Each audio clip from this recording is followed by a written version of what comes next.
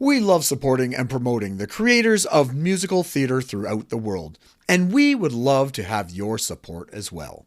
Go to musicaltheaterradio.com and click on the Become a Patron button because a supportive community is a strong community.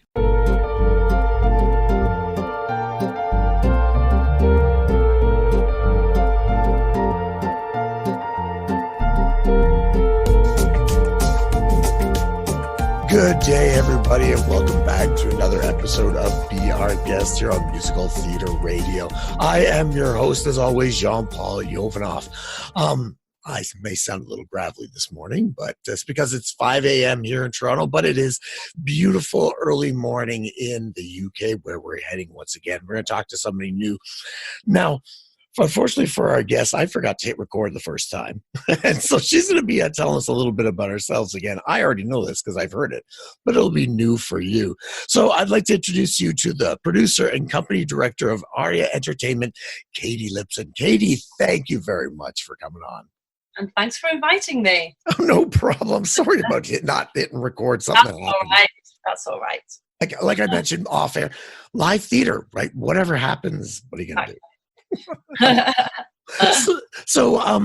I always get my people I interview to give me a 30-second bio about themselves. So, Katy, tell us about yourself in 30 seconds.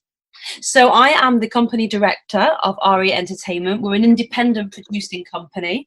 We are passionate about musicals. We produce boutique revivals, UK premieres, as well as a lot of new writing and new musicals. We have an initiative called From Page to Stage, which promotes and develops new musicals as well.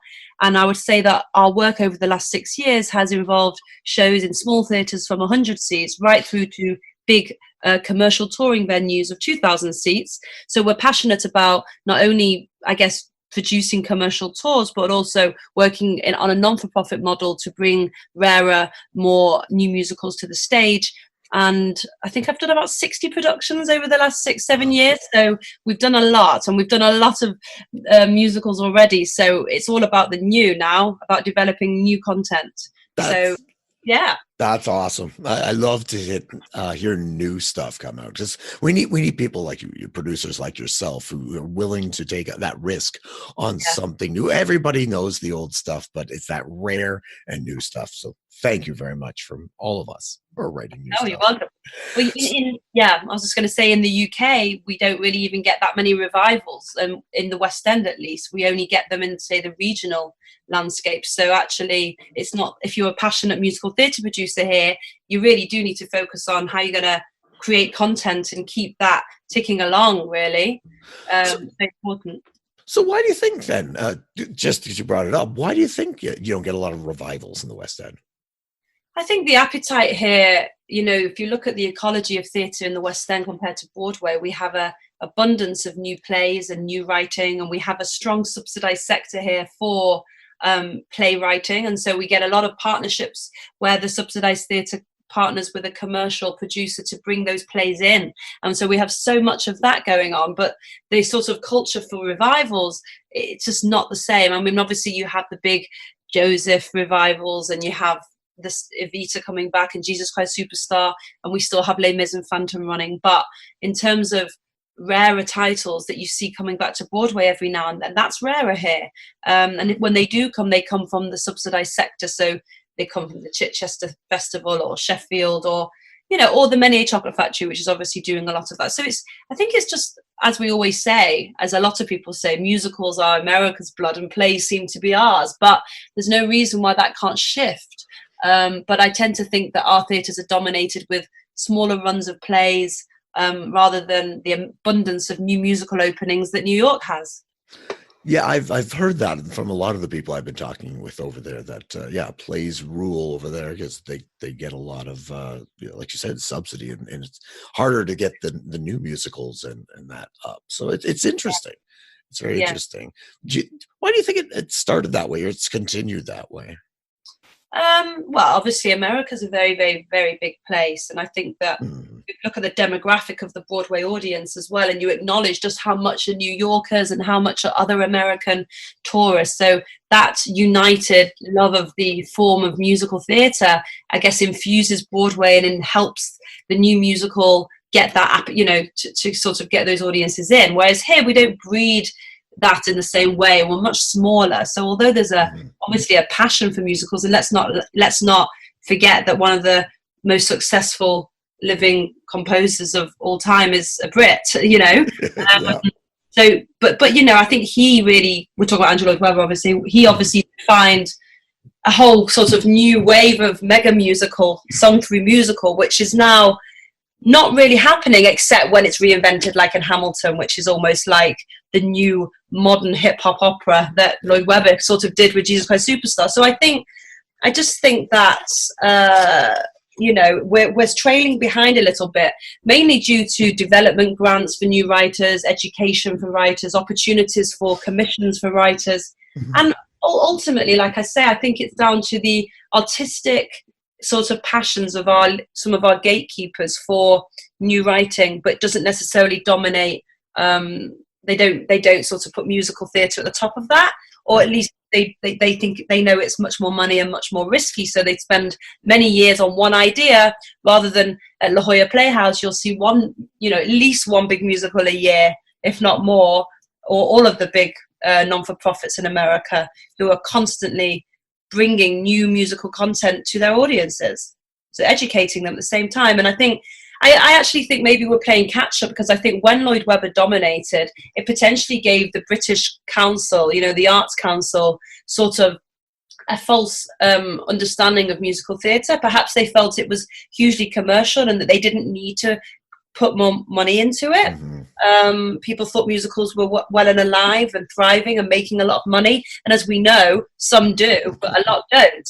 So it's a long process, I think, of infrastructure and development, and ultimately we're 30 years behind. I think we're sort of falling behind that because of, you know, because, like I say, of the government, but also, you know, it all started with the Great American Musical, and I think that it you know, the foundations were there in that, you know, especially when everybody started writing shows from Irving Berlin's time. You know, it was all sort of happening, wasn't it? Yep. Very nice. So let's talk about you a little bit more. Let's get to know you and how Katy got into musical theater. Have you always been into it as a child, or did you get into it a little bit later in life?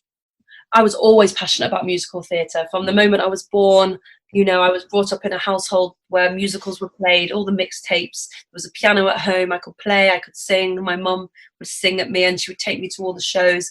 And as a young person, I just got involved as a musician in amateur dramatics. I went to ballet lessons, cello lessons, piano lessons, all of them. And I never, ever really felt that I was going to be a performer, because I just didn't have that. I don't know what it is, that I was too inhibited, I actually think, in some capacities, to go on stage and to do that. So ultimately, you know, my path finding to being a producer was a bit longer, but my passion for theatre was from far back as I can remember. Nice. Yeah, it's interesting how people they either really want to be on stage and then find they trail off the stage, or as yourself, you didn't necessarily need to be on stage, but your passion for theater kept you in it and around it. Did you go to school for theater?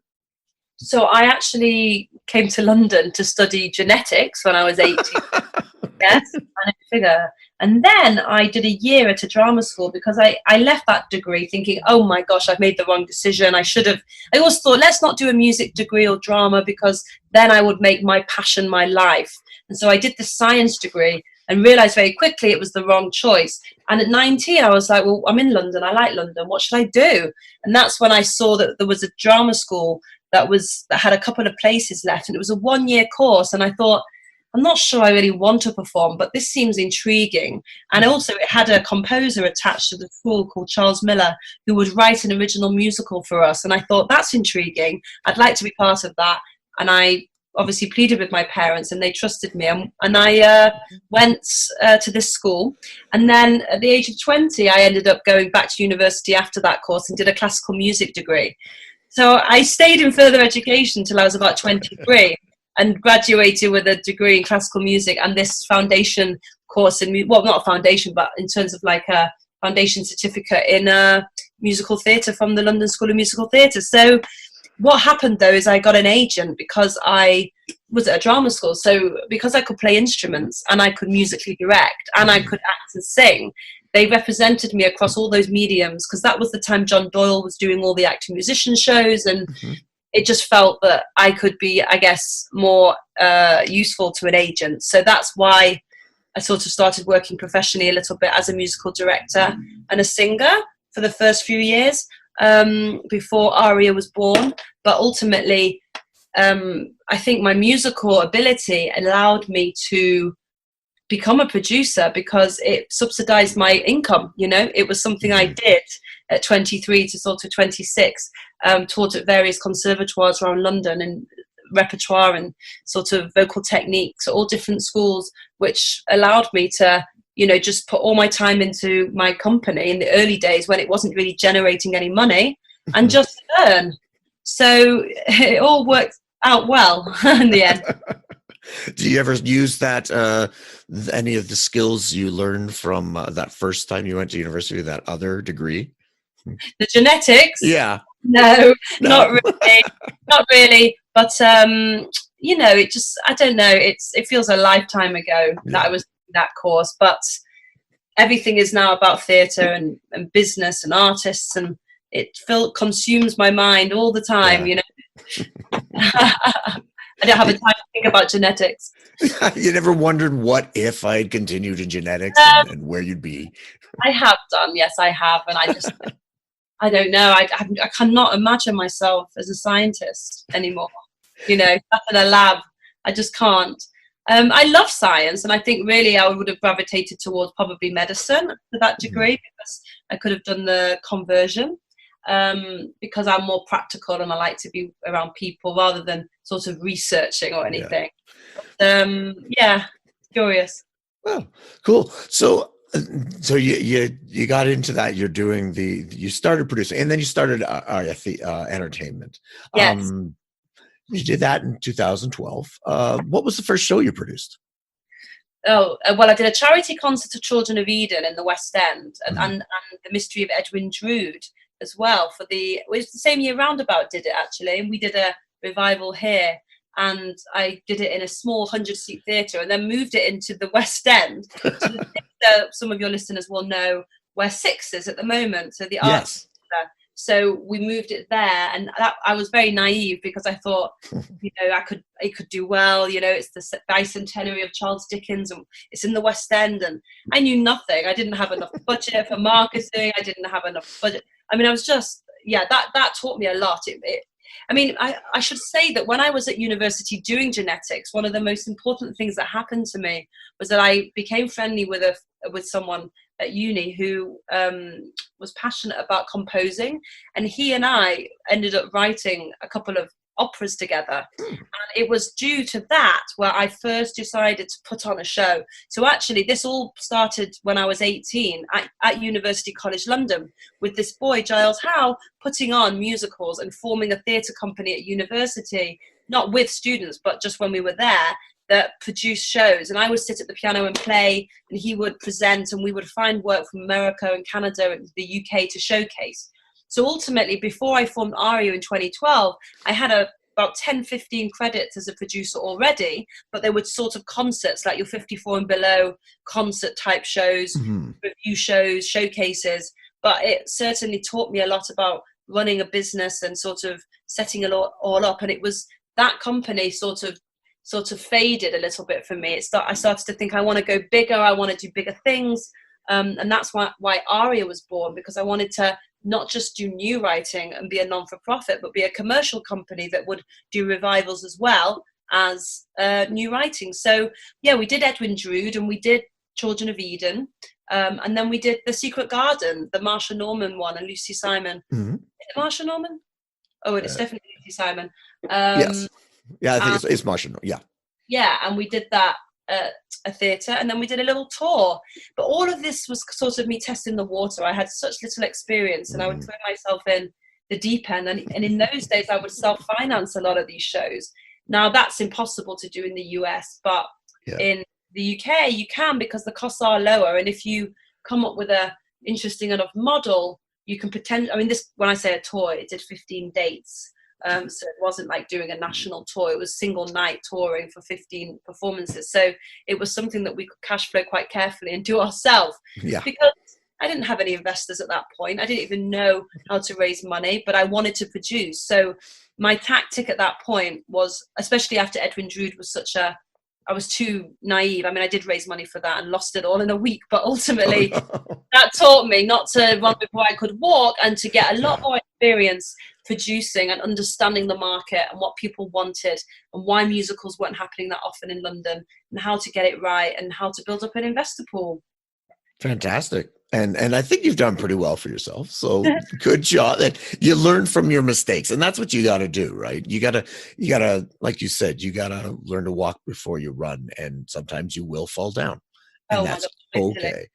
And as we know in theatre, like, what is it? 2 shows out of 10 might make money, and it's, or even less. It's just hard. And in the early days, I was doing, if you look at my portfolio of doing Parade, Pippin, Yank, Little Women, Swing Awakening, Hair, Mame, Aspects of Love, these shows were all kind of like in beautiful, intimate venues, and these models would be so limited because these runs were only 6 weeks, and I would do maybe 10 of these shows a year. So there would be constant PR, marketing, circulation of shows. It was really, really hard work, and we're always waiting for one of those shows to maybe go on tour, or for it to spark another idea. But ultimately, the foundations of where I am today come from, I guess, that graft of sort of doing so much content and learning and getting my name out there, doing high quality, smaller scale shows.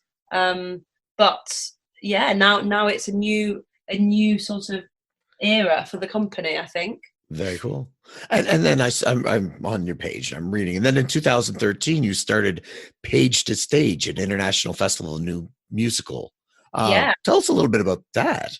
So I realized that in order to make sure that I was the person that people would send good work to, and that I could stay connected with the talent around the country and the world, really, I set up this initiative. And for 6 years, we've now presented musicals from different stages of development, from songwriting showcases to readings of new musicals, to showcases of, say, 4 shows in development, to even doing full productions. We've done 3 actually, workshop productions of new musicals as part of the festival. And I think we maybe supported 100 shows. Wow. So I would raise money in a non-for-profit way, and I would then cast, produce every single reading in every single festival, in the hopes of either finding commercial life for some of the work.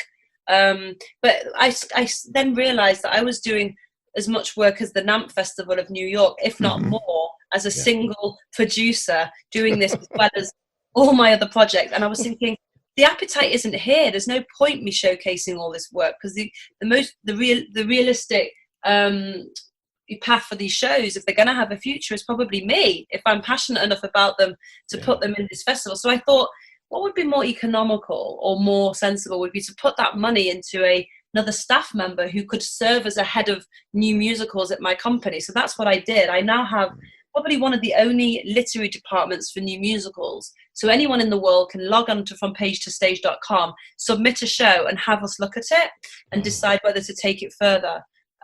However, if you stay tuned, there might be news of a festival returning this year, because we do have a few shows we've now developed and discovered that we would like to maybe put in front of an audience. So that's exciting. Yeah, you're making me need to come over there more and more. The more Please do.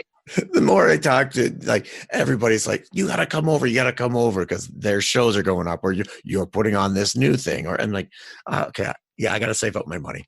It's time to get over there. To Toronto, actually, because I try and connect with other producers like Mitchell Marcus at the Musical Theatre Company, and I know the Sheridan College with Michael Rubinoff, and I know Michael, yeah.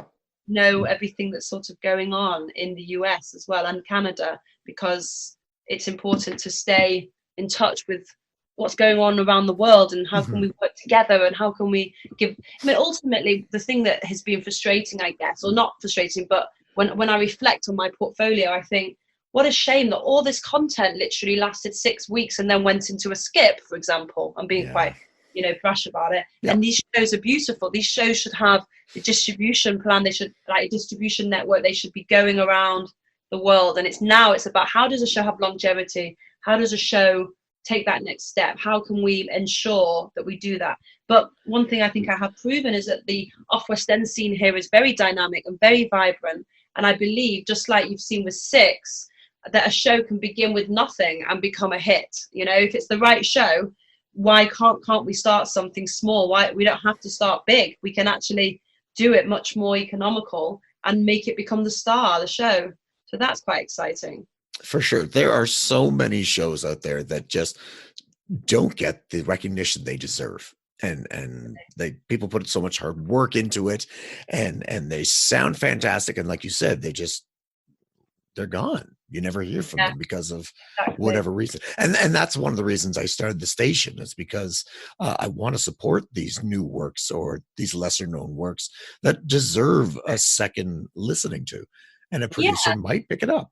Who knows? And also, I don't want to be the sort of producer that says, unless that has only got a touring life in it, or has only got the potential to grow, I'm not going to invest in it. At the end of the day, for me to feel passionate about something, that doesn't necessarily mean it's going to become the next Dear Evan Hansen.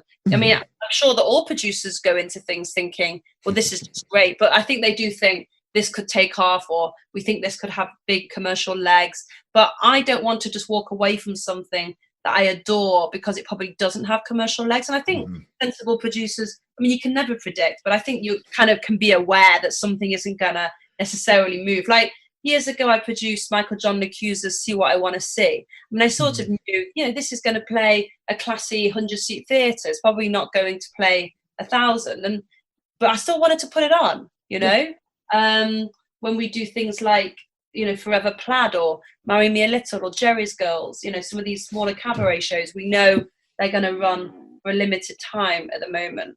And when we do something like Yank, which was at the York Theatre, but we did a whole new production here, we moved it to London. So this brings me on to, I guess, talking about, I formed a collaboration with a new theatre in Manchester, where I was from, which is a big city after London. It's kind of the biggest cultural hub after London, and they didn't really have any theatre like this. Unless We Will Rock You or Wicked or Annie was coming to their theatres, there was no smaller space to do your, the lesser known shows like your Last 5 Years, your Tick Tick Booms, your Parade, shows that have legacy, but no one would know what they are necessarily out of the musical theatre audiences.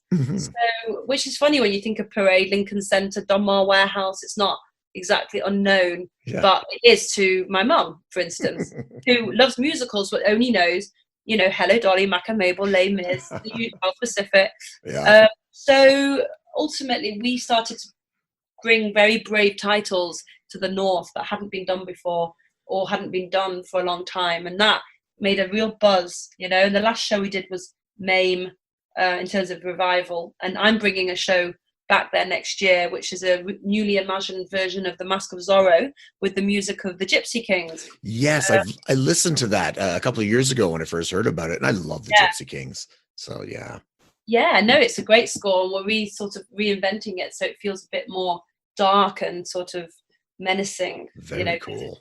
It's easy to sort of forget that it's a dark story, really. So it's exciting.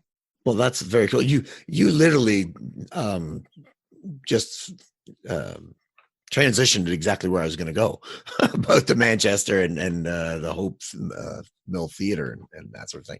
Was it fun to come home and do some theatre there?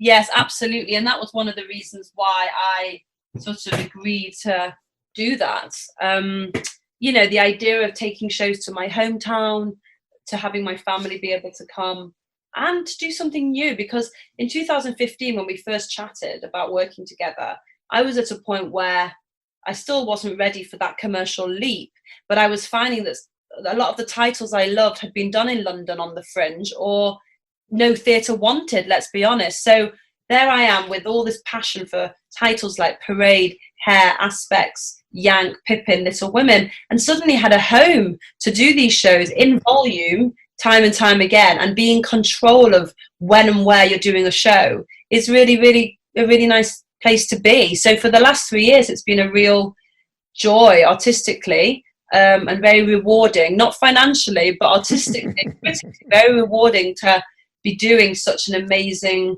thing for Manchester, and to have such a warm response from critics and audiences. And it's been good. It's been really good, but it's been really tough because our ambition has grown at a pace that isn't really backed up by the reality of the situation, which is a Nessus Theatre is a non-for-profit and has subsidy. And that focus is always to make sure that there's money there to go into these productions. It just becomes personal philanthropy, and it becomes extremely hard. It's a private venue, independent. The money needs to come from somewhere. So that's why things are transitioning now. The boys that run the theatre are creating a charity there so that they can start to think about how they can raise funds to then, they can just put on a show and not worry about whether it transfers. They can just know that the deficit of producing a high quality show in 120 seats, every show has a deficit. That deficit is there through philanthropy or funding. So that's the difference. And then who knows what the future may hold as a presenting venue, collaborating with commercial partners, just like it happens all around the UK at the moment, but with theatres that have, 30 years of legacy and funding behind them, So it's been great though. Yeah, it's nice when you have a theater there and you've got something built in. You're not having to worry about finding the theaters for a tour or going to have to find something in the West End or off West End or wherever. You've got a home that you can work with. And exactly. That's great. What shows have been going on this year for the Hope Mill Theatre? What's going on? Yes, what shows are there? So I'm doing Zorro in March, April. And then they are, as their charity, producing Cinderella, the Rodgers and Hammerstein title. And then later on in the year, I'm bringing a play for Christmas to the Hope Mill, which I will tour around the UK in 2021. But that's one of the ones I can't tell you about. Understandable. No problem. It's a revival. And what I want to say is I don't do many plays unless it's something that really, I just don't have the same pull, or I don't necessarily understand what should be revived, and I don't have enough knowledge. And if I expanded my portfolio to plays, I don't know where I'd start. So, but this is a play I've always loved, always known, and there's a massive theme of music running through it. So that's my only clue. Okay. Now we'll listen to that over and over again and try and dissect it and figure out what it was. Awesome. Yeah. And then so. Again, I'm reading about you and what you've done, and you won in 2017 the Off West End Best Producer Award. Congratulations on that. You obviously know what you're doing now. After that start at the beginning, it's because it hasn't been very long. It's been only about 5 years since you won that award, and then you just started about 5 years before that. That's quite the accomplishment. Yeah, thank you. I mean, it's it came in 2017. Yeah. I think they told me in 2016. I can't really remember, but it's the Off West End. It's a kind of a lovely network for people working not in the West End. So it's like the mini Oliviers of the fringe theatre, and most of it's judged by a panel of critics, and they nominate things best. So there's categories best. Can you hear me still? My son? Yes. Yeah. Fine. There's things like best male performer, best female performer, best director, best lighting, best sound. But that's judged from a long list into a short list. But this is sort of this award was just sort of which producer has done such a high volume of work that they should have this award. And there's no sort of short list. They just decide. Wow. So that was nice. I'd done about 15 shows that year, I think. So it was nice to be recognised. Absolutely. Wow, that's incredible. So let me ask about the Off West End, because I was in New York in October, and I only went to go see Off-Broadway stuff because I wanted to see new stuff. Secondly, it's way cheaper to go see Off-Broadway stuff. But pretty much all of the Off-Broadway stuff, theaters are in the same area. Is it the same for the Off West End? Is it more spread out? They're very spread out here. We if you go on the Off West End website, I mean, London is big, I guess. So there's fringe theatres in South West London, South East London, West London, East London, North London. They're really spread out. They're not in the middle of the Midtown Manhattan, like Hmm. there, but then I guess it's like Greenwich Village isn't near there, and there's a lot in Greenwich Village that True. aren't. But no, we're not all in the same vicinity at all. People, yeah, I mean, I think because there's so much more versatility here to make theatres above pubs, for instance, or Hmm. find venues to do it, and the economics work, I guess, as a venue for hire. Whereas I guess in America, that the economics of even running a space are probably very different as well in New York, sorry. So they're all scattered around, but there are some real key players for musicals that get the best work. I mean, I would say that, as I said, the Park Theatre, where we currently have Charles Strauss, Stephen Schwartz, Joseph Stein's Rags On, is a very prestigious newer theatre. The Southwark Playhouse, which has been home as a receiving house to lots of Broadway titles that didn't make their way over, such as In the Heights, such as Grey Gardens, such as Sideshow. And I've produced like The Toxic Avenger, Pippin, Aspects. I'm taking the last 5 years, the 2 piano version I'm doing, actor musician, I should say, with a band there. So, I gravitate to them because they've got enough seats. I need at least 200 seats Hmm. to make any maths make sense. And also they have a great audience. But there are theatres everywhere scattered around. It's quite cool. Yeah, that's gonna. I haven't been to London in, I guess my daughter's now 15, so I think 14 years. So I haven't been there in a while. Yeah. Um, so because when I went, like I said, I went to New York, it was easy. I got one place, I stayed in one place, and I walked everywhere. I could hit every theater within, you know, 10-minute walk. Probably not the same as in London. I probably have to take the tube everywhere to You get would. to. But Okay. yeah, I mean, it depends. Yeah, I mean, the West End theatres are all close to each other, apart from the ones in Victoria, which is Hmm. Hamilton Wicked, which is 10 minutes away from the West End. But yeah, the fringe theatres are all around. But like I say, they're quite content specific. You're not going to find musicals in all of them. You Hmm. are going to find musicals tend to be in the larger ones. Okay. It's going to be a lot more work when I go over there Yeah. to get everything. Okay. It'll be worth it, but okay. Good to know. So you mentioned Rags. That just it is up right now, and or is Yeah. it just going up? No, it's open now and it closes in a week on Saturday. I'm so sad. Oh, So I've produced this show 3 times now. wow. One as a concert in 2014, and then this production at Hope Mill last February, and then this transfer in January this year. And you were working with Stephen Schwartz, I see. Yeah, What was that like to work with him? Because I was reading it's a new revised version of it. yeah, it's totally new. It's very different to the original Broadway show, which is why when we did this concert in 2014, we had to do just the songs, and I had to write a script to go around the songs. Mm. But since we did Pippin, I got to meet Stephen, and I said to him, I'm the girl that's obsessed with rags. And it just so happened he was like, well, this is perfect timing because we're about to do it at good speed.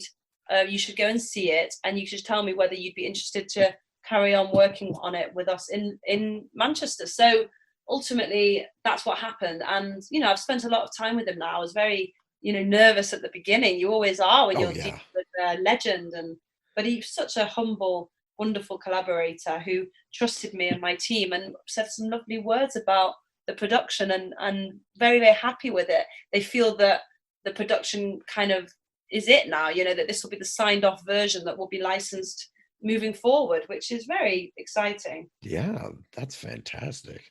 Um, Now, what do you think of that? Uh, People going back and re-editing their shows. I guess Rags it never really had a super run when it first came out, and there were problems with it. So I guess going back to this, but um, other people coming back and editing shows, to change the tone for the times. What do you think about things like that?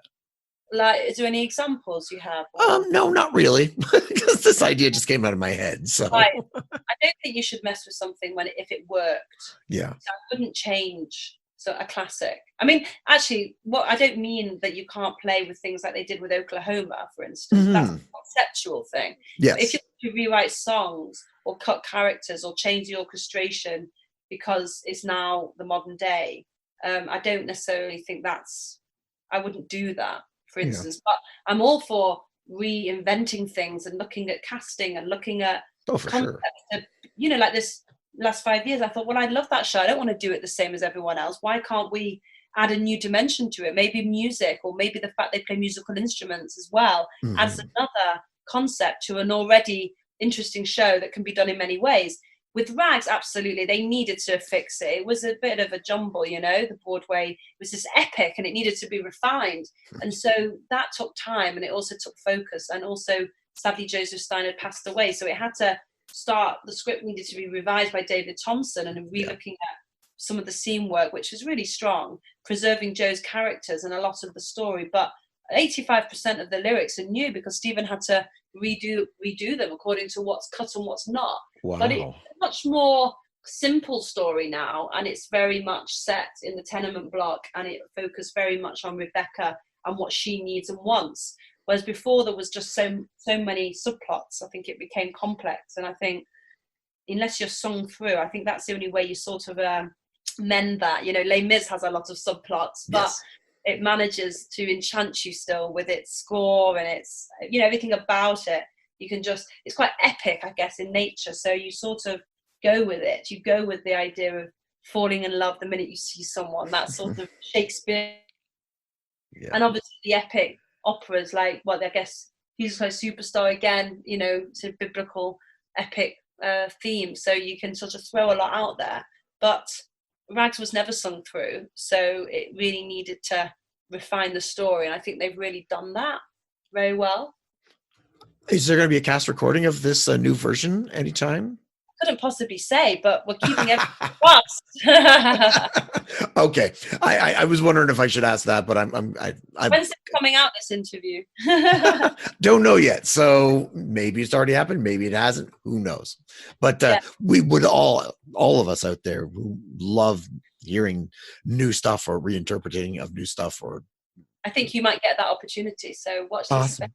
I look forward to seeing it at some point. I figured it was going to happen. If you redo the show, you got to get a new cast recording. Yeah, because there's no version of it. Absolutely, there's no version of this Rags.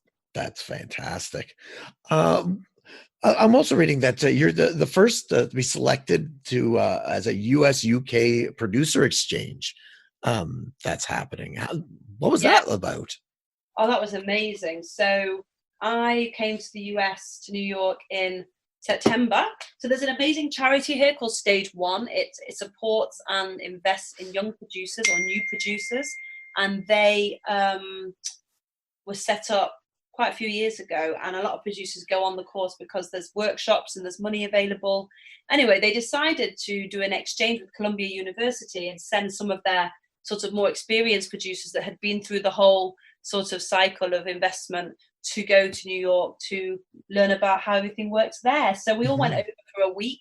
We had lectures about taxation, contracts, investment contracts. We met the Schuberts. We talked about programming. We talked about security in theatre. We saw some shows. We went to the Broadway League. We learned about marketing. We went to the Pico group and learned about marketing there, ticketing with another agency. It was just with Disney. I think we did it at the Lion King. We learned about dynamic ticketing. It was just a great experience, and they obviously gave some subsidy towards it, so a lot of our costs were covered, and just an amazing opportunity. And then those students came here in January and did the same here. So that's finished now, but it was invaluable, and I think they should do it every year because, especially for me, I'm really interested in America, the models there, producing there, and it's important for me to keep on top of it and learn about it when the time is right. Oh, that must have been for everyone involved so exciting, going over there and seeing how they do stuff over in the States, and then them coming over to you and seeing how you do things there. Because there's obviously always similarities and there's ways to do things, but then there's probably subtle differences that you learn from each other. I mean, I think you learn that if you're ever going into territory you don't know, you need a great general manager to look after you. And that will cost a bit, but you need to have the best people working for you. In terms of getting a show to Broadway, I think it's however much people look and they go, it must be impossible. It must be impossible to get anywhere. And although that's kind of true to a degree, you also see that it's not impossible. You just need to have a good show. You just need to have a good show in the right hands, in the right theatre, and either it's going to take off and have that buzz behind it, or it's not. But I think things find their own path. That's what I truly believe now. I mean, there is strategy and there's very clever things you can do as a producer to keep your show profiled and to make it become its own evangelist, if that makes sense. I truly believe that if you put enough in, maybe to certain marketing, and get everybody behind you, you sort of are on your own roller coaster then, which is great. And I've seen that happen here with Six, and everybody's talking about Jamie, really clever producing and brand awareness. And they're the two last British musicals to have come out in the last 10 years that probably will recoup and do critically well. So ultimately, I'm just intrigued about all of this and how things take off. And although in the US many more musicals take off, it's also a lifetime to raise the money to do it. So there's all of that. So I think for me, developing work here is certainly attractive, because I think if it's got legs, it will find its way to the US, is what I think. For sure. And you're doing a fantastic thing over there. So please keep it up, and you're inspiring other people to get out of genetics and move into the theater world. Because don't do it. Well, Katy, I want to thank you so much for coming on and talking to me. But before you go, I always ask 3 questions of my interview, the people I'm interviewing. Now, there's no right or wrong answers to these questions, but there is a wrong answer. Yeah. So the first question I always ask is Sondheim or Weber? Sondheim. And any particular reason? It's a hard one, because and everyone always complains, but just the brilliance and complexity of his work just takes me to another level, I guess, lyrically and musically. Sorry about that. My phone That's okay. There's something about the language of his which I think get me deeper from a lyrical point of view. As a younger person, I would have said Lloyd Webber, because as a younger person, I was bothered about lyrics and much more bothered about music.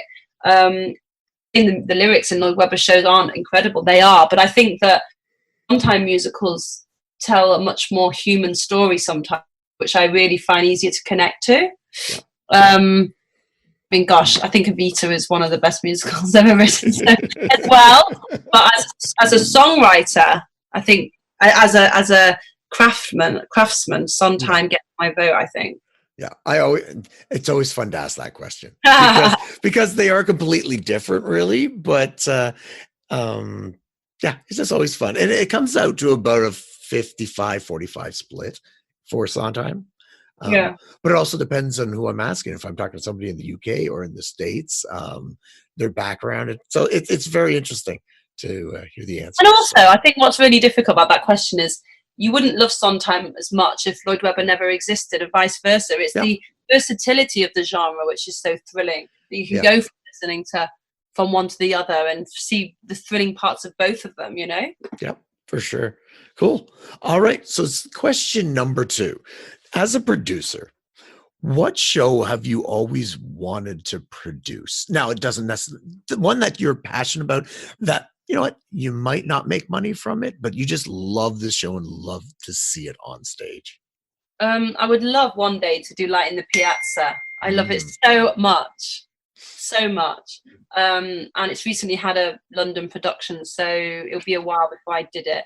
I mean, the other ones I'd like to do probably would be more commercial. I mean, one day I'd love to do Fiddler on the Roof when it's due another revival, because it's one of the greatest shows ever and means a lot to me. It's someone that's Jewish. And, there's quite a few. There's a few titles, but not many. I could maybe 5 titles that one day I'd like to revive, but much more focused now on new and making some new work, I think. Well, that's an answer I like to hear. So, as do all the new writers out there. Okay. And finally, the last question, the most important question. Audience members eating food in the theater, yes or no? No. Absolutely no. That was the correct answer for that one, for sure. Good.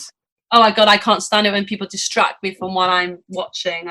I like to be so immersed in theatre. In fact, one of my biggest problems now is that I can't really sit anywhere other than the front of the stalls, because I have to be close to the action. Yeah. Because of my experience in the Fringe.